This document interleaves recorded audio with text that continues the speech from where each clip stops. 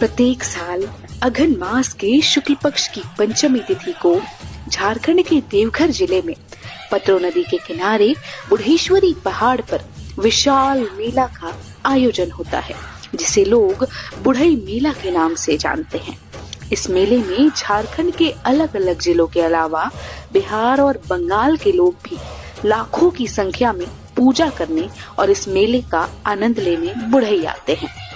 बताया जाता है कि नई फसल की कटाई के बाद लोग सबसे पहले मां बुढ़ेश्वरी को चढ़ाते हैं और उसके बाद ही उसे ग्रहण करते हैं। वहीं यह भी मान्यता है कि यहाँ मांगी हुई हर मन्नत पूरी होती है। मन्नत पूरी होने के बाद हजारों लोग यहाँ मेले के दौरान बकरी की बलि देते हैं। यह भी बताया जाता है कि गिरिडीह, देवघर और मधुपुर में लगने वाले मेले में सबसे बड़ा मेला बुढ़ई का मेला है, जो काफी प्रसिद्ध है। क्या आप जानते हैं इस मेले के बारे में, और क्या आप गए हैं कभी बुढ़ई मेला?